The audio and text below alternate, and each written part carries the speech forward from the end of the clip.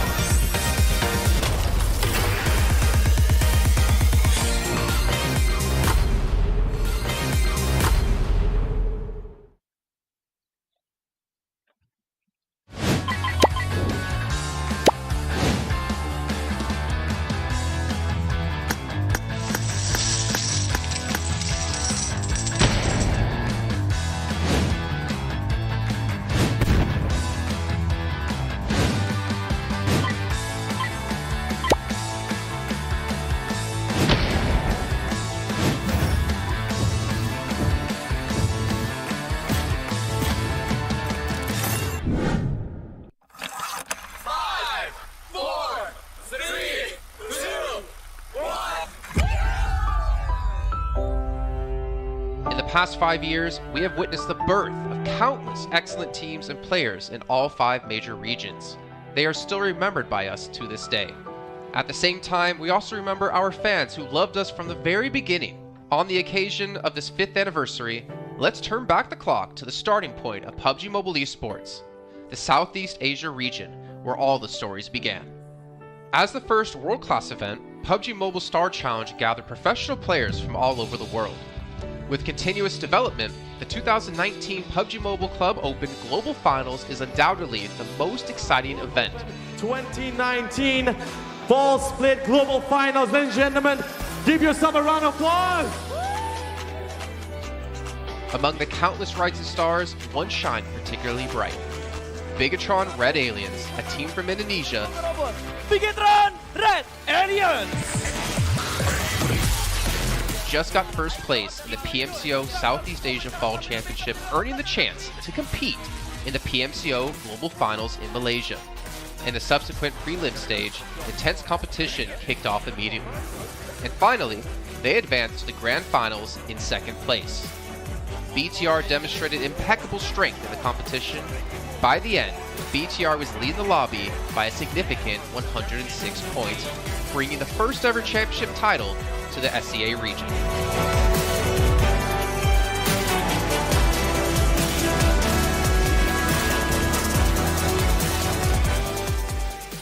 Di saat itu siapa yang nggak kenal dengan nama Bigatron gitu? Tim yang punya segudang prestasi, mereka juara dunia di PMCO Global Finals tahun 2019. Mereka banyak banget melahirkan pemain-pemain berbakat, Zuxi, Luxi, Ryzen, Microboy. Terus habis itu Zuxi, Luxi juga saat mereka menjadi juara dunia, mereka berada di masa prime-nya mereka banget. PUBG Mobile Esports always strives to develop and grow year after year. That's why we made sure to continue the support and build the SEA region. In 2020, the improvement of the competitive schedule introduced the World League, which later became the World Invitational. We also launched the PUBG Mobile Pro League, where even more outstanding teams joined the competitive stage. In the 2020 PMWL, BTR once again clinched the championship in the East. This had given Southeast Asia the title of the strongest region in the world. They hoped to continue their legacy at the PUBG Mobile Global Championship, the pinnacle of PUBG Mobile Esports. However, BTR was not able to repeat the performance from the previous year. This round, winner, chicken dinner, Nova XQL! With the rise of Team Nova, countless brilliant moments were had, but this also left many players with regret. After BTR Red Alien won at the Global Championship in Kuala Lumpur, we thought C region was the best. We thought nobody could beat C region, except maybe RRQ Athena, maybe Illuminate the Murder, maybe Mega Conqueror. But C region was the best at the time. And we get to the league. We heard of a team called Nova. We thought maybe this team is not that good. On the contrary, they owned all the teams. They were very good. Let's move forward to the year 2021. With continuous efforts, more teams and players joined the Pro League. For example, Xavier, who placed 3rd in the 2020 PMWI East League, also secured 2nd place in the PMGC East League. FaZe Clan also made their debut on the world stage. Có thể nói 2021 là năm thành công nhất của Dingo Xavier trên đấu trường quốc tế, khẳng định vị thế và tên tuổi của Việt Nam vô cùng mạnh mẽ. Còn với FaZe Clan, đây là năm đầu tiên họ đặt chân đến với giải đấu cao cấp nhất của PUBG Mobile, nhưng lại khiến tất cả những đối thủ khác đều phải dè chừng và e ngại. Undoubtedly, the year 2022 has brought the greatest changes to the SEA region. Vampire Esports emerged, dominating 2022 PMWI, winning both the main and after-party tournaments, while also setting records for most chicken dinners, most eliminations, and more. They were not only facing competitors from the SEA region, but from all over the world. Everyone was talking about VPE and wondering if they can maintain their performance at the Global Championship or if it was just a stroke of good luck. On the last day of the 2022 PMGC Grand Finals, VPE won 3 chicken dinners alone, moving from the bottom of the table to 6th place, achieving the best result for the SEA region. They pulled off another miracle, but sadly, it was not enough to win it all. In 2023, VPE continued their impressive performance. They once again won everything at the 2023 PMWI. 2023 PUBG Mobile World Invitational Champions, Vampire Esports!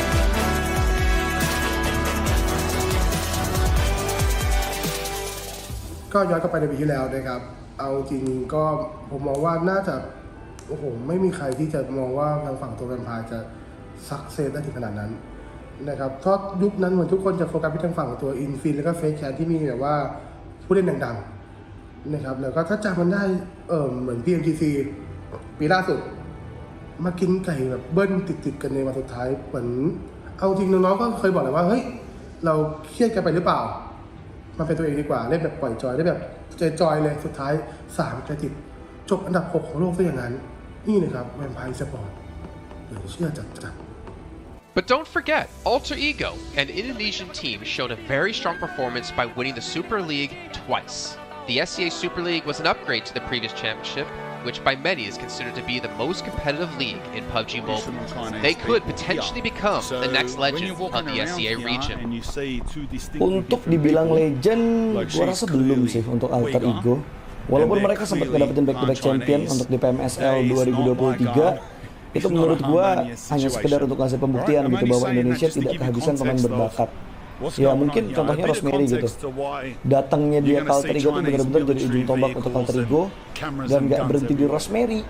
Masih ada Alpha juga yang didatangkan oleh Alter Ego untuk mengisi kekosongan atau kekurangan dari Alter Ego. Dan gue rasa PMGC 2023 ini akan menjadi ajang global championship pertama gitu untuk Rosemary dan juga si Alpha. Jadi wajib banget kita nantikan performnya mereka di PMGC 2023 dan please di notes pastikan tonton Alter Ego sampai akhir. Of course, there are many more teams we haven't mentioned, but these teams will all take part in the 2023 PUBG Mobile Global Championship. So what do you think? Who will be the ultimate winner in this year's PMGC? Will they be from SCA? Well, there's only one way to find out. You know, they got the mad cold like Greetings, PUBG Mobile players. The long-awaited Frost Festival is about to commence. In the new version 2.9, we'll be introducing battles filled with a frosty atmosphere. Snow Battle is coming to town. Furthermore, you'll also get to experience updates to World of Wonder and Classic Mode. So let's dive right into it. In the Frost Festival, we'll be bringing you a series of snow-themed content, including a new Snowy Village-themed area, fun interactions with snow pals, and snow-themed items for more gaming fun and excitement. When miraculous December comes, the Frosty world will undergo some magical changes. Stay tuned for updates. Don't miss out. First, let's take a look at the new themed area, Snowy Village. The village covers a wide area of 280 by 150 and has loads of supplies. It's located near Stalber in Erringdale, Iceborg in Livik, and Goroka in Vikendi. In addition to the buildings on the ground, the underground area of the Lucky Ice Tower is also worth exploring. Make use of the two-story layout to experience a completely new battle experience. Sound the bell in the Lucky Ice Tower, and you can even summon rewards. Additionally, the village also has a snow rail, which can help you quickly move around and gather supplies. It allows you to navigate flexibly between different areas of the village and also swiftly relocate to advantageous positions during battles for your team to counterattack more effectively. Of course, you should always remain vigilant to avoid becoming the target of an ambush. What's more, the village also features a special two-seat vehicle, the Reindeer. It's also a great choice for transportation as it allows you to swiftly move all over the map. For intense battles, we've also prepared festive and practical battle equipment for you. The Snowball Blaster and Snowboard. The Snowball Blaster can be used in many ways and has loads of functionality. When you aim it at the ground or a building, it can create a snow pile cover for you. When used on enemies, you can temporarily transform them into lively snow pals to restrict their movement. When facing bodies of water, you can use the Snowball Blaster to freeze the surface so that you can walk on it. It's definitely a practical yet entertaining weapon. After transforming into a lively snow pal, you will be unable to use firearms to do battle. You'll only be able to rely on basic actions such as walking, running, jumping, and swimming to evade enemy pursuit. It takes some time before you can revert to your human form. Let's build a snowman together. The snowboard will also bring you a whole new experience. Apart from helping you glide and move on various surfaces, it can also be used with the Snowball Blaster. Explore the many possibilities and use these two items to have all kinds of fun. We've also designed very various interactive mechanics, such as searching for snow toddlers, lucky ice, and the snow blast zone. When you encounter a lucky snowman on the map, don't be in a rush to leave. There are 4 lost little snowmen hidden near the lucky snowman. Search for the 4 hidden snow toddlers and bring them back to the large snowman. You'll then receive a token of gratitude. There are lots of lucky ice scattered across the map. Shatter the ice to get the supplies inside. Try using a melee weapon to break the ice more easily. Furthermore, you'll find that snow has engulfed some red zones on the map, and the falling snow will bring about many interesting effects. Players within a snow blast zone will be transformed into a lively snow pal if they're hit by the snow. If the snow lands on the ground, a snow pile cover will be created. In this World of Wonder update, we'll be introducing a brand new transformation skill gameplay and a catch me hide and seek gameplay for you to enjoy the transformation skills to the fullest. Of course, you can also use this skill to create more interesting creations. We've also added a Snowy Village map template to celebrate the Frost Festival with creators. Additionally, we've also made some updates and improvements to gameplay devices, game parameter settings, and the editor. For more details, please follow the official PUBG mobile community. We'll continue introducing the latest WoW content to everyone. As for Classic Mode, we've also made some improvements to vehicles, firearms, creation mode, emotes, settings, and more. First, we've enhanced the designated marksman rifles. Some DMRs can be equipped with the full auto mod to fire in full auto. We've also improved the attributes and handling of some vehicles to enhance your driving experience. We've also added a new garage mechanic. From now on, you can choose your dream ride during matches. Meanwhile, we've also added a custom SFX adjustment feature. You can adjust the volume of some sound effects to whatever best suits you. As for creation mode, we'll be introducing some quick view features for watching the victory dance and fireworks displays and the new Frozen Kingdom themed performance in order to provide players with more possibilities for creative content. Furthermore, we've expanded the emote backpack. Now you can equip more emotes before entering the battleground. That's a wrap for the main content in this new version. In addition, new content will be added to the popularity battle event, Metro Royale, and season rewards. For more details, follow our official PUBG mobile community. Snow Battle is coming to town. Winner, winner, chicken dinner.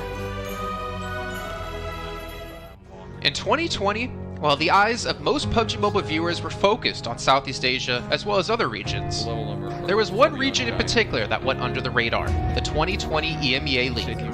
Numerous teams from different regions were fighting for a spot in the 2020 PMGC. Among them, the teams from the EU region were the most dazzling. Kanina Power, which had previously won 3rd place in the 2020 PMWL West League, managed to break through and eventually won 6th place in the 2020 PMGC. Class Dilge Athletics from Turkey also successfully took 8th place. For the entire EU region, this was a great start, and in the future, the EU region would grow into an even stronger region. The EU region seems to have endless potential. They always have a number of astonishingly talented newcomers. In the 2021 PMWI, in addition to the veteran team Kanina Power taking 2nd place, the newly reorganized team in 2021, Next Ria, Xenox in the smokes, the solo by themselves, surprisingly won 3rd place. The EU region seems to just have endless potential. There's always a number of astonishingly talented newcomers coming up through the ranks, developing their skills, and in 2021 at the PMWI, you had some of the veterans there for sure. Kanina Power taking 2nd place, an incredible performance coming through from them to get that 2nd place. But not only that, you had the reorganized team for Next Ruya in 2021 who won PMPL Turkey. They came 1st in their region and then were invited on the back of that to the PMWI West to take 3rd place. So these new talents working as this new roster at the time, a phenomenal resurgence there, and there's so much more left in the pipeline, I'm sure, for this region. I'm really excited for what the future has, and I can't wait to see what they've got. In the 2021 PMGC, teams from around the world gathered once again. First of all, worth mentioning is that among all the participating countries in the grand finals, Turkey had the most with 3. Among them, teams like S2G and Next Ria finished 4th and 6th respectively. This was a massive achievement. The efforts of the EU region are constantly bearing fruit. Now they just needed an opportunity.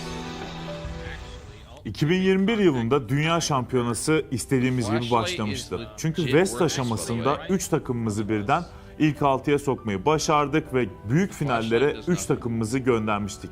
S2G 4. olarak buraya katılma hakkı kazanmıştı ve kadrosunda Rip7, Timber, Kalse, Sylas gibi isimler vardı.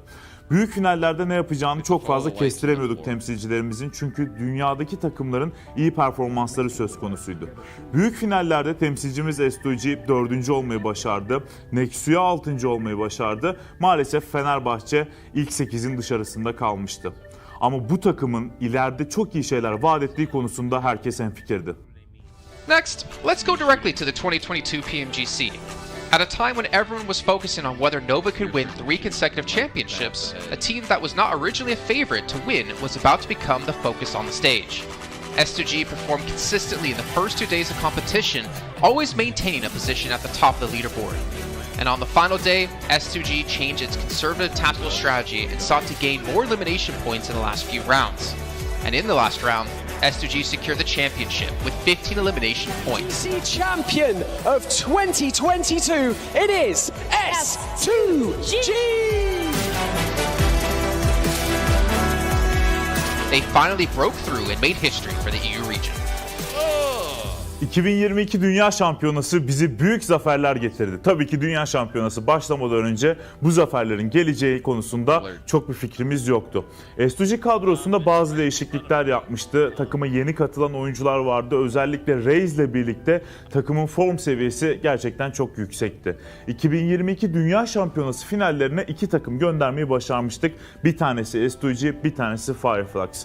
Maalesef 2 takımımızın kaderleri birazcık farklı oldu. İlk günden itibaren S2G sürekli olarak zirveyi kovalarken Fireflux için işler iyi gitmemişti. 3. gün geldiğinde S2G güzel maçlar geçirdi ve şampiyonluğu Türkiye'ye getirmeyi başardı. Bu Türkiye e-spor tarihindeki en unutulmaz başarıydı. This year, the EU region has continuously produced even more strong teams. First of all, G Gladiators won first place at the 2023 PUBG Mobile Pro League Spring Regional Championships and third place in the 2023 PMWI. Veteran teams like Nexuria and Canada Power have been performing better and better this year and successfully qualified for the 2023 PMGC. Subsequently, hot recent teams like Mad Bulls, BRA Esports, Major Pride, Melise Esports, Demorte, among others from EU, have also successfully gotten a spot in PMGC. They all look forward to continuing the success of the EU region in 2023. There are many questions surrounding PMGC. Will S2G successfully defend their championship? Will another EU team lift the trophy? Could it even be a team unexpected to win it all? Let's witness it together in Turkey.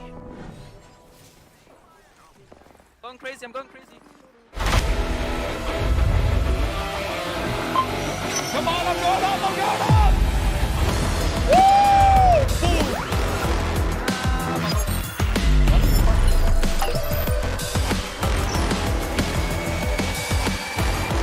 I'm Gold Investigator. Join the Investigator team and let's protect the game's fairness together. 2023 Popularity Annual Gala event tutorial. Hey there, welcome to the 2023 Popularity Annual Gala. We've introduced a brand new competition and upgraded rewards. You will have to go through 10 rounds of 1v1 matches and compete to become the first ever PUBG Mobile Popularity Annual Gala champion. So let's get right to it. New competition, ladder competition. The Popularity Annual Gala event will be utilizing a new ladder promotion system. Players' initial ladder grade will be determined by their battle points at the end of the first round. Ladders are divided into 6 grades: Triple S, Double S, S, A, B, and C, with Triple S being the highest. Ladder promotion rules. Players are ranked based on the popularity they gain during the battle period. For rounds 1 to 9, the ladder results are settled at the end of every round's battle. Apart from ladder grade C, each ladder has 100 spots, with the top 20 promoted, the middle 60 retained, and the bottom 20 demoted. If you're trying to move up the ranks, be sure to stay within your ladder's retained threshold or higher before each round is settled. Additionally, ladder grades can only be promoted or demoted by 1 grade at a time, so your performance in the assignment round is crucial. Be sure not to miss it. Final showdown. Based on the rankings from the previous 9 rounds, round 10 will be the decisive showdown to determine the final rank and ladder grade placement, including the champion of the 2023 Popularity Annual Gala, who will emerge as the ultimate winner. New exclusive rewards. At the end of round 10, rewards will be issued based on the player's ladder grade and final rank. For outstanding players, they will receive exclusive rewards that can showcase their supreme honor both in and outside the game. In-game rewards include the honor title, honor name tag, and honor avatar frame, which are sure to make you stand out. Moreover, there are also physical trophies, interviews, custom-made popularity gifts, official social media promotion, game exposure, and other exclusive honorable rewards. Gain global renown both in and outside the game. What are you waiting for? Participate in the 2023 Popularity Annual Gala now.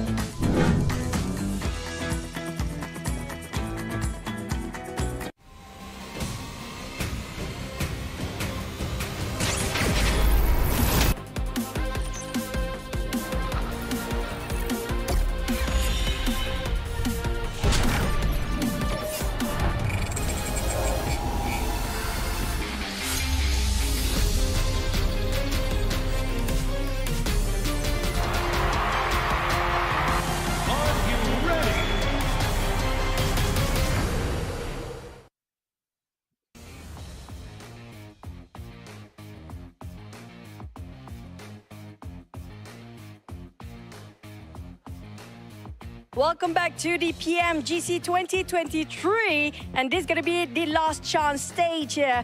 And I'm live in Malaysia, Battle Arena PJ, with me none other than Potato coming out from Alter Ego. Now starting off our questions and brief interview for the day. Now, for Alter Ego, you guys were PMSL champions back-to-back for 2 seasons, but it feels like there's a lot of challenges for you in the PMGC League stage. What was the biggest difference if you compare during the PMSL and even the PMGC now?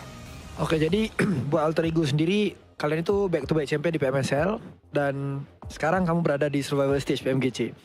Jadi apakah perbedaan di antara PMSL dan PMGC itu sendiri? Oke, kalau perbedaannya menurut kita sih dari segi adaptif di tim-tim global ini ya. Karena dari segi adaptif atau adaptasi mereka sangat-sangat kuat lah. Jadi mereka nggak ada patokan mau gameplay gimana, jadi mereka menyesuaikan dari segi gameplay. Okay, if you ask me the difference between PMSL and PMGC, most of the team at this PMGC, they know how to adapt with the situation. They don't have like one specific play style or they want to play passive or aggressive. No, they're not doing that. They just adapt with the situation and improvise from there. So I guess that's the biggest challenge for them as well then. And now, based on yesterday's matches, are there any adjustments? Since today is your last day playing as well, you have to wait for tomorrow. Will there be any adjustment for your team to just make it for the next stage and get a better result?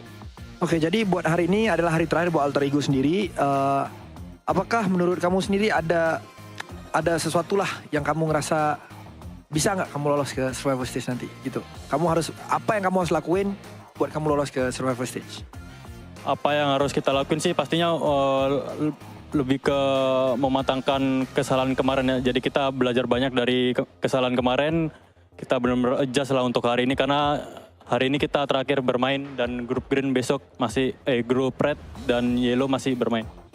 Okay, so for me from Alter Ego, we want to do our best. We already touch up our mistake. We already learn from the past, and yes, of course, today group green and versus red, but then red is gonna play in tomorrow. So I think we're gonna perform really well so that group red is not gonna qualify easily to the last chance. Now I'm going to touch that for a bit more. Since you mentioned about your mistakes yesterday, and it's so hard to actually identify your mistake in a very short time, can you state out some of the mistakes that's quite major for your team? Ya, kamu ngomong-ngomong, kamu ada ngomong tentang permasalahan yang terjadi lah, mistake-mistake terjadi. Bisa nggak kamu cerita sedikit aja, apa salah satu contoh mistake-mistake yang terjadi di kemarin hari?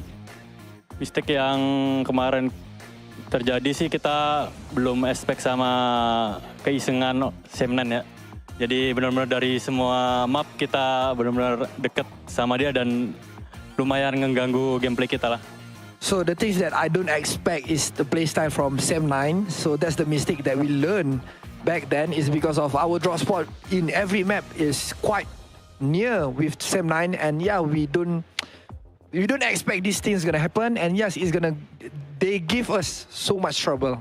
I mean, that's the unexpected to be happening on the global stage, definitely now. You mentioned about Sem9. Are they one of your greatest threat when it comes to this stage, or will there be somebody else so far? Kamu ngomong Sem9 nih, kamu mention Sem9. Apakah Sem9 itu salah satu tim yang kamu ngerasa PR terbesar kamu, ataupun ada tim-tim yang lain? Enggak sih. Karena emang kemarin iseng aja, kita nggak expect dia bakalan main se-iseng itu. Okay. So basically, it's not really Sem9 is our biggest threat, but then we just don't expect they're gonna play like that. Okay, so we might have more surprises for today, by the way. With tight points among the teams, and you still have a great chance to make it to the last chance stage. What's your focus to improve your rankings since today is your last day? And what do you think is the most important outcome for today's games? Oke, jadi kalau kita lihat dari point system, poin kalian itu tidaklah terlalu jauh untuk kamu lolos ke ke last chance. Jadi, apakah fokus terbesar yang kamu mau fokusin hari ini supaya kamu bisa lolos ke last chance? Kita lebih ngemaksimalin tiap game sih. Jadi kalau tiap game kita mendapatkan hasil yang bagus, poin juga bakalan ikutan bagus juga. Jadi kita fokus game per game. Okay, so basically we're gonna focus on each game. We're gonna focus on our first game first. It's because of I believe if we focus on each game, the point will come afterward. So we're just gonna do our best in every single map so that we're gonna maximize our point. I agree. It's one step at a time, one thing at a time as well. But we're done here on Stage Live. We're going to toss it back to the casters. Good luck, all the best for all the teams out there competing, especially when it comes to Green Group. Today will be the last day performing, and the next day they have to just wait it out. We're just going to toss it back to the casters. Casters, take it away.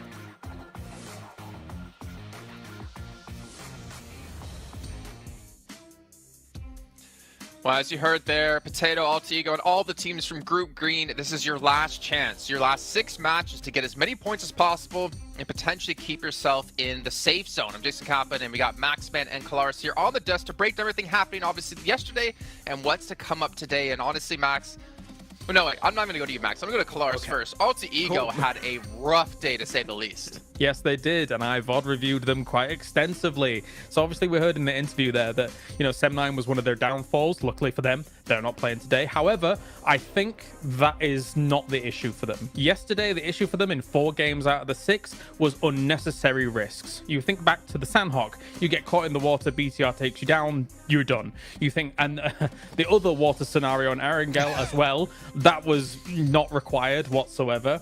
The first game on Erangel, where they're coming late to the circle, they're trying to go for a central spot. You're too late.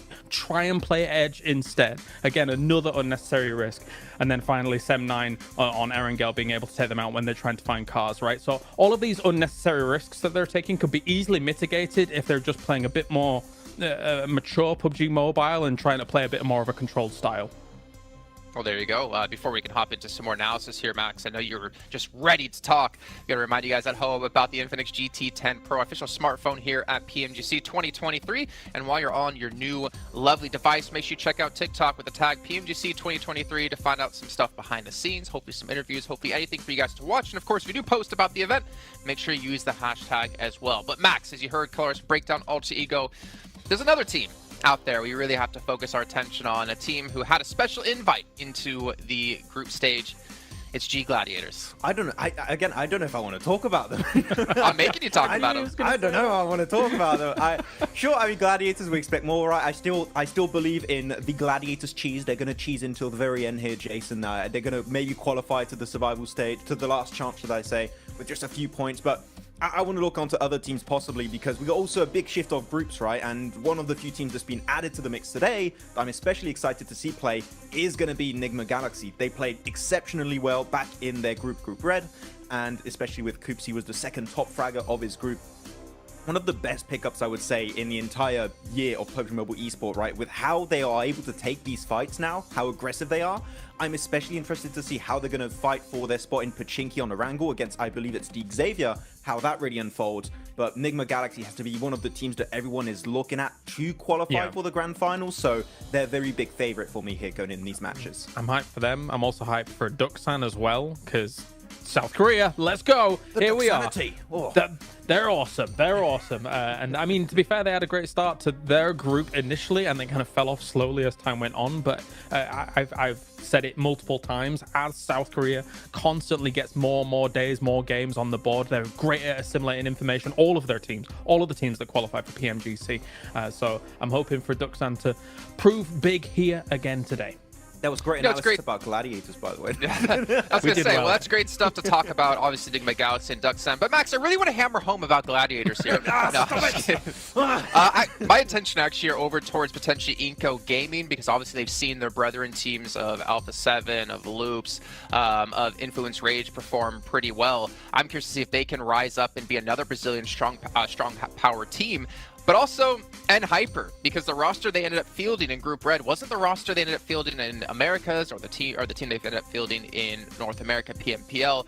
I mean, to be fair, GFan on the roster was surprised to see them do so well in the group, considering GFan's kind of been out of the team for a while now. But they have, I guess, a lot of pressure coming their way from North America in general, considering they're our only representative. And I don't know. It's going to be tough, man. That's all I can say. I know that Zifan is watching a lot of, doing a lot of viewer parties, watching a lot of the different regions. So I think that might have helped out, actually, because he knows kind of what to expect in these matches against all these different teams, how they're going to rotate, and how these matches are going to be unfolding. So maybe that has been helping them out quite a bit. But it can't help you against the domination of Brazil right now, because Influence Rage are just running away with it. And as you said already, talking about Inco, Jason, they have already played at this stage. Nenebich in particular, one of my favorite players of the region, that I would like to see them potentially climb up. But that would be too many Brazilian teams almost in the grand finals. They can't beat all of them. That's not possible. Or could it? I don't know. We'll see. Obviously, still a lot to come up down the way. But we can see a comparison here of Mad Bulls up against Enigma Galaxy. And Mad Bulls obviously struggling when it came to placement points, able to put up a ton of eliminations and obviously double chicken dinners as well. We could see just obviously the performance when it came to group stage quite different when it came to eliminations. For me, Enigma Galaxy, I do feel like they were the one surprise for me, especially out of Group Red, to not advance through to the grand final straight away. I mean, they just fell short of Morph by a few points here and there, because Enigma Galaxy had a great start, and we know this team as a very formidable roster. I mean, I think a lot of people put a lot of stock in if Coops is gone, then if he's eliminated early, then maybe they don't have much legs to stand on. But I don't necessarily hugely agree with that. Of course, he is a force to be reckoned with, right? And somebody that is going to be sitting very strongly with him, as you can see here with the 43 eliminations. But this team still is able to play a macro game, even if Coops is gone. It's just that he is quite the powerhouse to speak of. I mean, thinking back to PMWI, Max, we did see Coops kind of be similar to Nomi, similar to Matic. He was kind of off by himself, but also the funny thing was he was the tip of the spear, it seemed, in most parts. He would be like the first one to cross the roads to get position for his team, but he'd be so confident and so successful to be able to do that it allowed Enigma Galaxy to kind of adapt their style quite a bit to how Coops can perform to his best. If you're Enigma Galaxy, you don't need an IGL. You just need to, Coops is engaged, we just follow Coops. Enable him. No, just enable Coops, exactly, to kind of take these fights, because clearly, as you said, he is the spearhead of these scenarios. He is the one that is leading the charge for this fight, and a lot of the time it's very successful when it works out that way. And the rest of the team, sure, they can frag out. We know Lord, we know Freak, we know how Rauf can also pop off in these matches, but clearly it's just the setup around Coops. If he gets knocked, pick him up. You want to keep him alive as much as possible, which is what I wanted to see almost from Quest with Al-Hajj, but it's just not been the case. Al-Hajj has been going out early, so it goes to show how important it is to keep a star player like Coops alive until the very end, because it increases your odds of winning those matches pretty significantly. So yeah, I hope that it's going to work out for them, though. If you're looking also on this graphic, Radio Seal, currently Reject, we had some great moments, right, Kalaris, in the group stage, but they've been a little bit invisible currently at the start of this tournament. There's still a bit of time for them to come back and hopefully qualify for the last chance, but Reject have not had the start I was expecting, and that might be also off the back of that long break between Group Green and now this point of the tournament. Honestly, I have a bit of a grim outlook for Group Green, in my opinion. We'll also take a look at some of the highlights, because, I mean, you've got 6 of their teams not able to make it happen yesterday, right? I think Alter Ego was the top out of those 6 teams with 22 points, and that's kind of why I focused on them a little bit in my VOD review from day to day, because I do feel like Alter Ego is the one that can try and get out of that rut that Group Green has put themselves in yesterday, because it is their last chance today. So much so that I do believe that Alter Ego will make some big changes coming in today. Like, for example, I think that they're going to go north on Sandhawk, because N-Hyper goes down towards Camp Charlie, which was a backup drop since they moved away from that northwest island, for example. So we'll see if that actually pans out here today. But yeah, I think they've got a tall mountain to climb as Group Green today, for the most part. I will say this, I'm 100% in agreement with you, Kolaris, but one thing we can't forget about is that the difference between 16th place and 8th place is 15 points. Now, obviously, if you're Melissa in the situation, that's over doubling your points, but it's not that big of a gap at the moment, so it's really going to come down to those potential 1, 2, 3 points. That means whether you're into the last chance or your unfortunately PMGC run will be done. So it's still extremely close, but yeah, it is kind of eye-opening, Max, as we look at Group Green just struggling down towards the bottom of the leaderboard. Yeah, actually, I got a few numbers right now. Group Yellow, on average, have 40.5 points. Group Green have 26.3. So there's a pretty significant disparity between the teams that are between these two groups. It is going to be a bit rough. There's room for them to, of course, catch up here, but as we know, for the survival stage, it's only 2 days. The team of Group Green only have 6 matches remaining to have an impact on the leaderboards. And after, I mean, Kolaris in esports, this is always the worst scenario to be in. You just got to stay and watch and just hope that the other teams around you don't perform well, which is the most insane situation to be in, because you just cannot have the impact you're hoping for anymore. No, for sure. It's a terrifying prospect to actually kind of stare down. For Rejects, of course, I think that obviously right now they got themselves 17 points yesterday. Compare that to the group stage that they had, which was 188 points in total. For me, I don't know if 2 days is enough for Rejects and rotating lobbies for them to gain traction, because Rejects' performances came in the latter stages of their group as a whole, compared to some of the earlier days and the early results. That said, as well, there's some uncharacteristic numbers that came out from yesterday. Procedure, for example, only 10 eliminations across 6 games. This is a team that can get that in one game, no problem, considering what we saw from them in the group stage. So my eyes are also on them, aside from Alter Ego, because I just think that they're capable of more. 100%. I completely agree, and unfortunately, just not seen out of them and the Twins. But you know what? Obviously, rotating groups. I think for me, as you kind of mentioned, right? Like we have rotating groups. It kind of doesn't favor some of the teams. But for me, PMGC is always about finding the best all-around team, because there's so many different kind of mini tournaments within tournaments, right? You have your group stage where you play out the same teams over the course of 3-4 days. Then you have this event where you have rotating groups. You have to be adaptive. Then you get to the grand finals where it's going to be a sprint, or I guess the last stage coming up in just 2 days, where it's really a sprint, right? With just 2 days of play.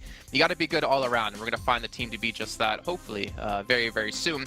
But one team I did want to focus on, just really quickly, because I want to throw this out there in case it happens. Influence Rage.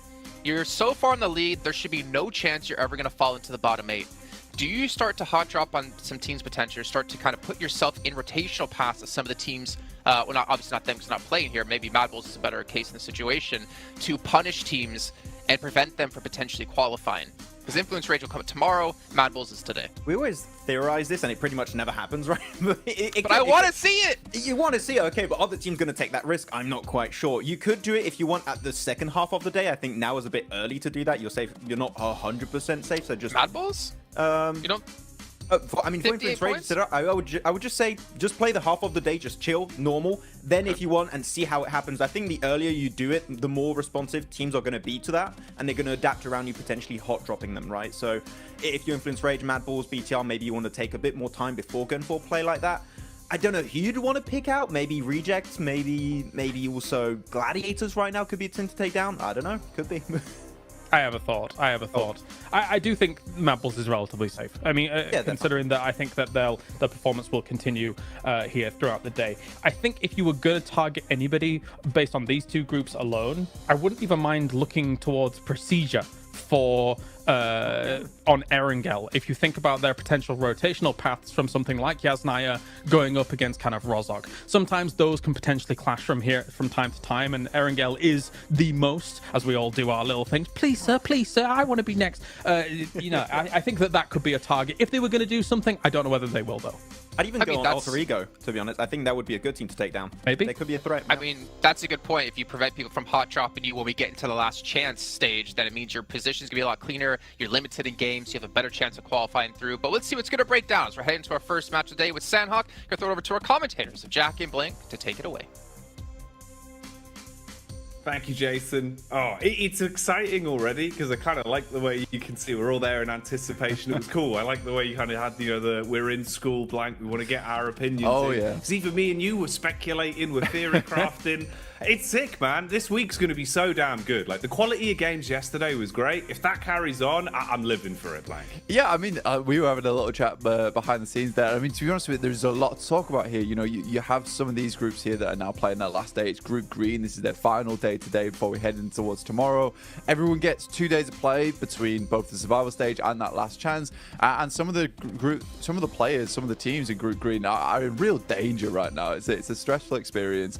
U2 Alliance, they look happy. They look ready to go. They look very, very excited to get things on the road here. They had a pretty good upwards trend over in their group. Didn't start off so strong, but ended it quite significantly well. Obviously not getting in towards that direct invite stage, but yeah, for Group Green, things do get a little tough here. And you know, we were chatting about, like, you know, there was really only a couple of teams from Group Green that we actually thought were fairly decent towards the end of it, and it kind of felt like the group of death. But the more we look into it, the more we see there's actually some very, very good teams in some of these other groups that definitely deserve more praise.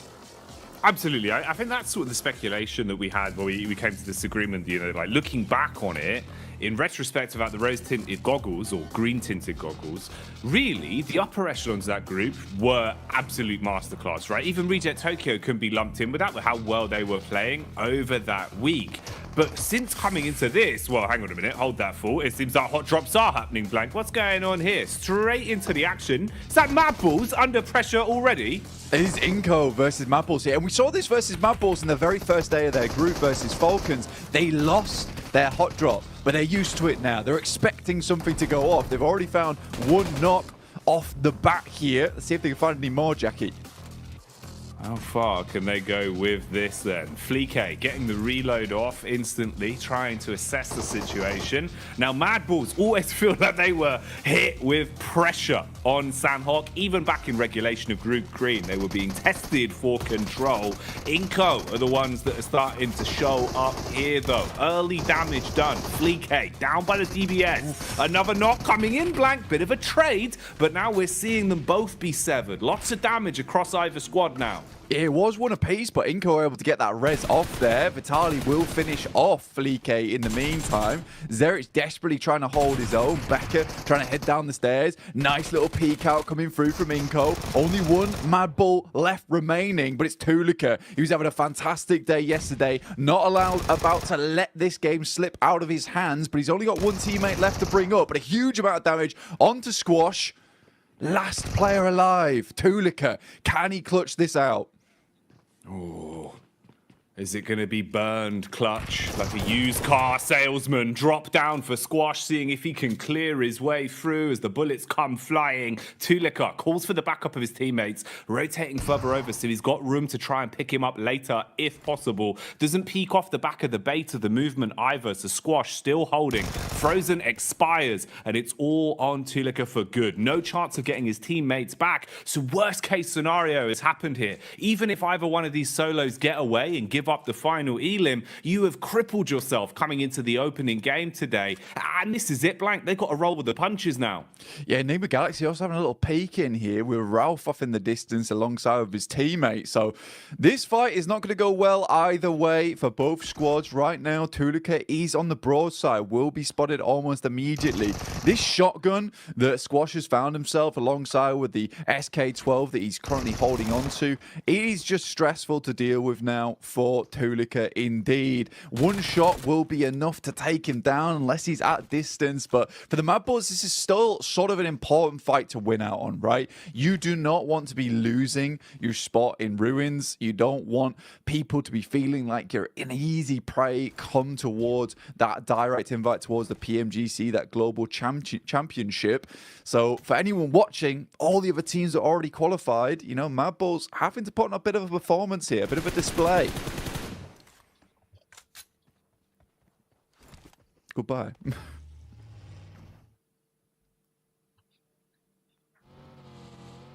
And with that, Tulika will move onwards. Ralph takes out the final player there from Inco. Difficult stuff ahead now for Tulika himself. Be moving forward here, Jackie. Oh man, that is a rough way to start this off, Blank. You know, we're coming into it thinking that we have time to speculate, give a bit of a lay of the land, if you will, for our viewers at home. We got Jason's favourite, just what he ordered, you know, fresh from the oven there, the hot drop specialty. Mad Balls just walking away with just the one man as well. The worst case scenario, really, Blank. And then a third party to steal that last elim. Ooh, wrap that up in a neat little package. If that isn't a little taster of the sort of shenanigans we're going to be seeing today, then I don't know what would be. You know, maybe like a beef stroganoff. Yeah, I mean, for some of these teams, some of these squads, right, it was kind of interesting because we were sort of speculating, is Mad Balls going to be the one to hot drop? In the end, they have to, but it's Inco who does engage that. And I think for Inco, maybe not the greatest thing to happen. I mean, we were talking about how, you know, here on Sandhawk, you do want to try and get as many points as possible, squeeze out as much as possible from this map, because you're only going to see one of it anyway. You don't want to go heavy on these games. Tixie all by his lonesome here. No one else to help him. He's got a DBS versus the three-man squad here of Quest. Easy, straight around the corner. Easy two-pump, double barrel action. Straight into the face of Kitsune as well. Causes him to go bounding around like a very aggressive bunny rabbit. And he's put the foot down, Blank. At least hits onto a one. The sprint out as well. Basically just offering themselves up as sacrifice there. Those are some freebies for Gladiators. You get the response in as well for the situation. Get everyone back on their feet. You're going to be happy with that. Yeah, you got to be really, really pleased with the fact that Tixie's able to hold his own on this compound. It is typically where Tixie does play as well, over towards this eastern side, able for the rest of the team to get over towards him as well. And I think that is nice. That's a nice regroup coming through from Gladiators. A lot of times they've been fairly slow on that approach. If one player is all on his lonesome, backup doesn't come half as quick enough a lot of times. So for Tixie, he is thanking his teammates, clapping them on the back there. That is a very, very pleasing result for Gladiators. Not so much for Quest, currently on 13 points. It's not really looking too good for this team, even after the absolute mad plays we saw from Al Haji yesterday. I don't know how much further Quest is going to be able to get into this tournament, but I think next year is going to be a really good year for Al Haji, no matter what team he's on.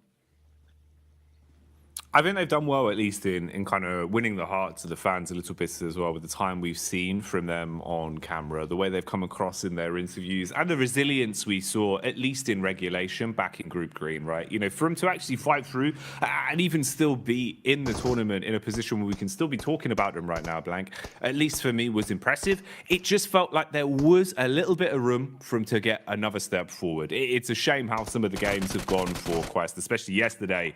It was rough. It was raw. Misery back on screens here, though. Evos instantly aggressing, looking to try and build themselves a few points on this one. Misery got the early knock off with the UMP. Redface and Co now moving in to clear out the upper compound as well, and flushing their way through anyone that dares to peek into them. Yeah, it's a nice little fight there from Pasija Evos versus N-Hyper, leaving them down to one player now. And I think for Pasija Evos, this is very well set up. Yesterday didn't look too great for Pasija Evos. I mean, they were doing extremely well over in our group stage, but kind of fell off just a little bit there towards our first day of play for Group Green. 21 points, though. It's not terrible. It's not ideal either, but it's good enough. Pasija Evos, it is just Misery now coming up against some of the players here from NASA. Xenox will open things up. And what more can he get done? Bullets down range early on. It's good high ground, good position to be in. They've got a great understanding of where exactly they could be potentially fought from. Bit of a move on the go here as well, as we see the rotation from Evos off the back of their cleanup. Now finding a bit of a safer compound to play in, but they've been startled, detected from across the road. We're lying in wait. It's Melise of all squads. Hit and miss yesterday, Blank. Honestly, to be fair with you, mate, I feel like we saw a truer test of them, at least in Group Green. You know, from what we saw yesterday, it felt like they were struggling a little bit. Even CEO later, there were times where it felt like this guy was a bit of a one-man army. I don't feel like he was as quick to the mark yesterday. I'm hoping, obviously, with a day of rest, you've come back in a little bit more fresh-faced today. Would like to see some improvements from them today. Yeah, I mean, for the Turkish squad, it's just a little bit difficult for them at the moment. I mean, they've been making a lot of right moves. And I think for an edge team that likes to kind of read into opponents' movements around the map and cut the legs out from underneath them, they did a good job of it in terms of theory, right? In theory, where they were playing, it was all fantastic. Then they were going down to these engagements. They weren't always able to win it out very cleanly with a four-man squad going onwards and just clearing from there. And they ended up just losing games very early on. And there's kind of the risk with playing edge a lot of times whilst you're holding out and guarding those edge sides is that if you get into an engagement there, you lose it, right? There's not much chance of getting very much further into the game. For other teams that like to leapfrog from edge and then send towards a kind of a middling position between the center of the circle and the outer side of it, you have much more chance to get further into the game and maybe pick yourself some pretty consistent placement points off the back of it. And we had a really good conversation as well yesterday, or even this morning, actually, bloody hell, mixing up my time zones. It's all going so quickly right now, where we were talking about, you know, look, some of these teams yesterday just came out absolutely swinging, and I think in this format you have to, whereas other teams sort of got in their own heads a bit. Yeah, that was one of the big focal points we were kind of sort of umming and ahhing over, about how you could see the difference of, let's say, a team like Influence Rage, who came out just playing their style, just absolutely giving it, right? Any opportunity they had to just swing on a fight, play confidently, going into an engagement, basically thinking, you know, we've already won this. They're just thinking about the points being in their pocket. You're going to have so much more of a better time of it than going into it giving so much respect to teams, overthinking these situations. And we've seen that change. A lot of our squads from Group Green, it feels like their play styles have kind of flip-flopped more so than anything compared to what we were seeing during that regular point. This is an interesting one, actually kind of ties into that. You can see here, Reject Tokyo at least getting a bit more confidence to fight and contest for center control. A little bit lucky there in terms of the draw of the circle, but it works out. You've got a compound, you're in a good spot, and they're going to be pleased with this, mate. They'll be chuffed with that blank, because when they had center control, when they felt comfortable early in a compound, this is where we saw some of the better games from Reject, because honestly, they're great on defense, good comms. It just felt like getting there was rough for them. They've been playing a lot of edge, and it hadn't been working out too well. I'd hope that would be a positive change. Bit of a fight potentially developing here as well. You've got the push up the hill. Focus is drawn from NASA towards the backside, but a few bullets whizzing on by. Room for a bit of a scrap here.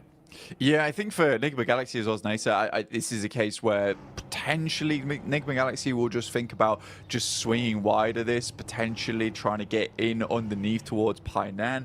I think Enigma Galaxy is a team that is very well known for some of their more smart rotations. A little bit of a scout there from Ralph. He's in very much danger now of taking a knock. Luckily, the vehicle is going at a strong 90 miles per hour.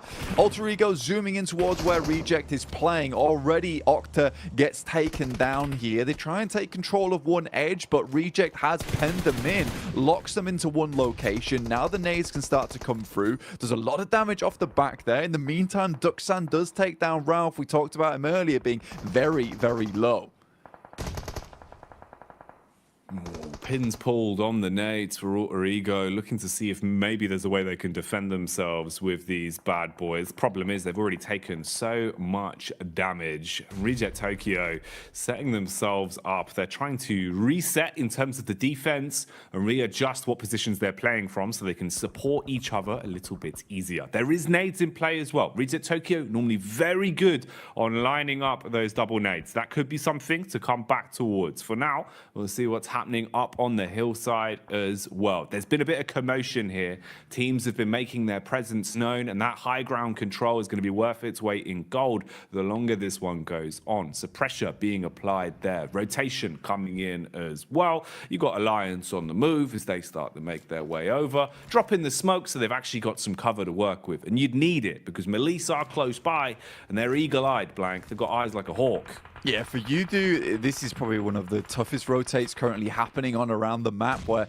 they're sort of locked in between DX as well as Malise Esports, and DX has a fantastic control of his high ground. Something we saw a lot from them yesterday is identifying some very strong positions on the map, but also being really good at holding them down.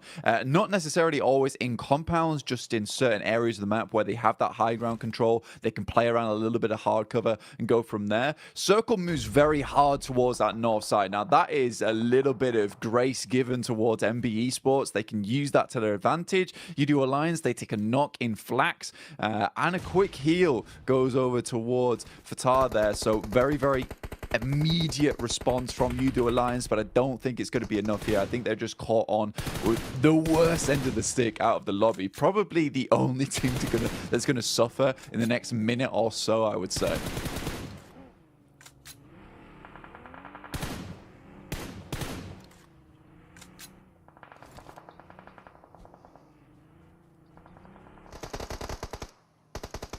Malise Esports on this side of the map. Now, Kissu does go down. Poser has a nade in hand. We'll send it over towards Nisa, but Malise Esports, again, just crumbling a lot during these days. Again, Nisa, 5 eliminations found so far. Really, really good stuff from them. I think this is interesting because it is a lot of these squads that we see a fair few times that just come into these games swinging. They tend to do well, and I would say that this is a very, very good and promising mark of the game going forward here, Jackie.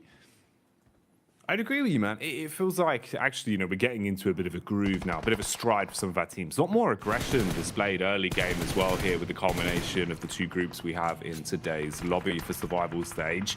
Now, they were being pulled and pushed in multiple directions here. It felt like they weren't quite sure which fight they wanted to set their gaze on, but now they've been thrust into one. They have to try and survive, taking a ton of damage up against Evos. Good lay of the land from Link as well. Knows to look towards the distance, can see just over the ridge side where his next opponent is coming from. They've got an understanding of where exactly he's playing towards, but with the bullets connecting, they're going to start to farm up these elims. Malise, meanwhile, are crashing down as well. This is Udo Alliance still trying to push over that hill. They've been doing this for quite some time, Blank, and maybe it's going to start to work out. Nice connection onto Levites. He's dropped and finished off for good, and they're still pushing in.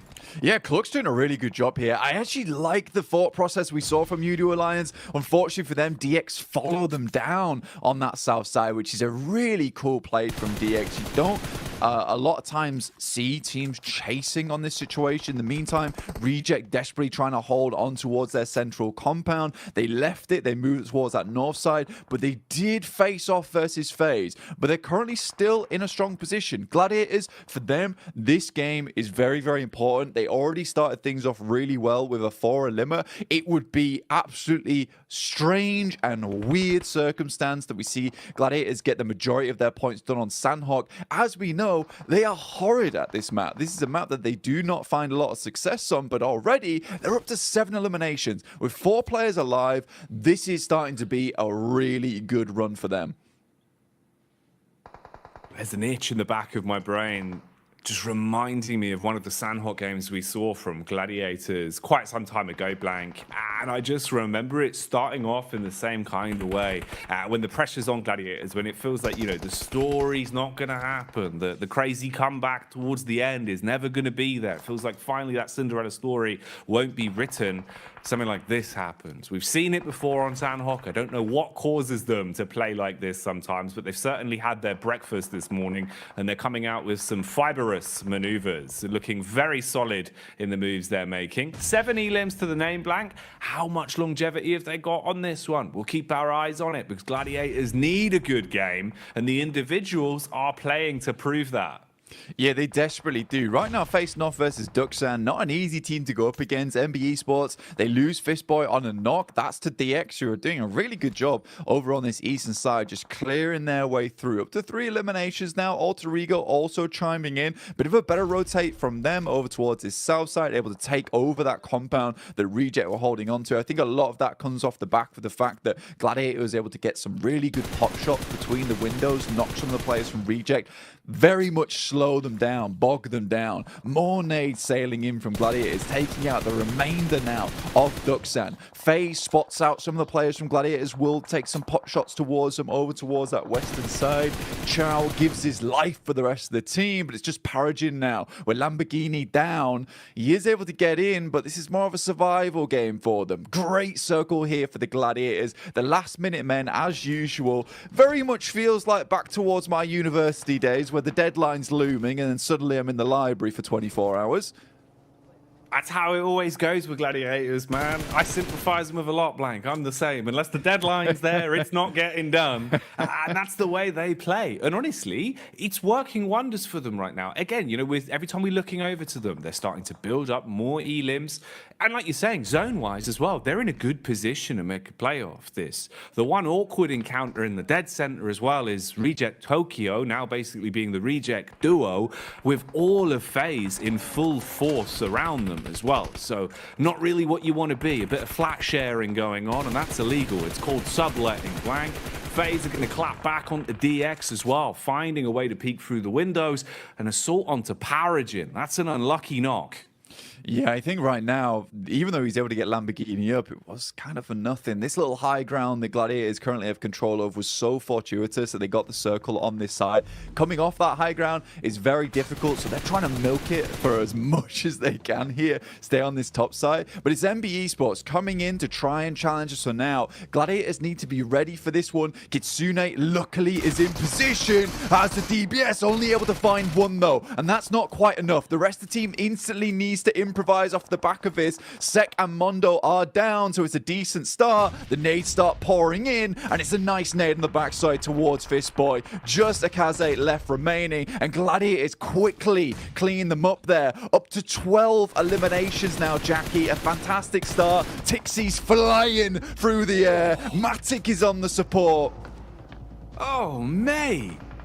This is perfection put together so precisely from Gladiators right now. That was beautiful. The nade work to defend after the crash was on point, and then straight back into hungering for more elims. The peek down the hill, beautiful connection on the aim skill as well, and we get left with our final four. A scrappy one at that as well, Blank. Alter Ego still alive. They were able to find what remained of Mad Bulls and shut them down, but they've now had the same done to them. Peek out from Sarah Biceps, and with a smooth right hook, he's wiped them off the face of the battleground. 3 squads remain.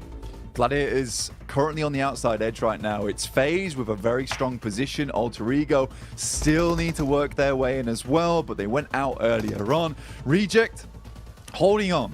It's a good little game for them, but for the Gladiators, more points would be absolutely gorgeous for them here. If they could win out this game, they'll send themselves tumbling towards that top side of the lobby after just one match. So 20 points. Realistically, if they can get themselves 25 after this, they'll be very, very safe. It'll give them a buffer. They still will need to put in the work after the rest of the day, but they'll be in so much better stead. And taking that pressure off yourself this early on in the day is so, so nice. Taking the pressure off themselves and applying it to Reject Tokyo. Problem is, though, it's not going to turn them into diamonds. It seems like they will instead just buckle under the pressure.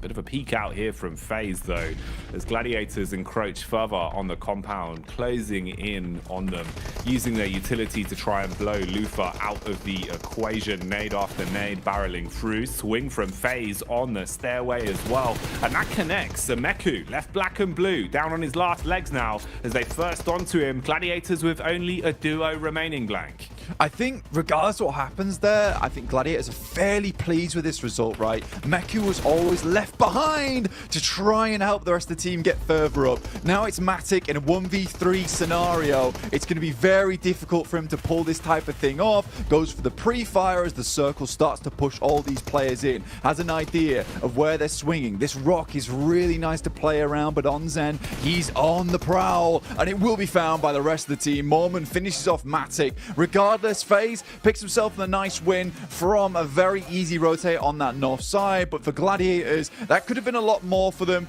Either way, I think it was around about 15 eliminations they finished that game with the 6 points on top of it. 21 points is just a very, very nice start for them. And you know what? Jason might have been right to bring them up at the start of the day. It's crazy, isn't it? You know, we sit there, Jason brings out all his storylines that you think are never going to happen. And I think we hit the mark for 3 out of 3 of Jason predictions all in one game. So he's doing well today, Blank. He's doing well. Oh, look at the dance. He's happy. He's pleased with that one. I mean, starting off the day with a win here for Mela is really, really nice for him. He's got his hot water bottle in hand as well, mate. Oh, yes. Taking the heat to the next level. This is why FaZe are winning. Right? They're bringing the heat in. They're warm. Exactly, Blank. That's madness. They got the moves inside and outside of the battleground, and they got the chicken dinner to boot as well. Can't turn your nose up at that one. But I think we do have to give a little bit of eyesight over towards Gladiators, looking at the stats in terms of what they got up to on that one as well. Yeah. That's a big game from them, right? They're actually fragging as well, Blank, which I think makes the world of difference in the sense of confidence. It's what we were talking about way back at the start of the game. At least now, having a high elim game, it should perk you up a little bit. You're not going to feel so somber throughout the rest of the day. Yeah, I mean, the teamwork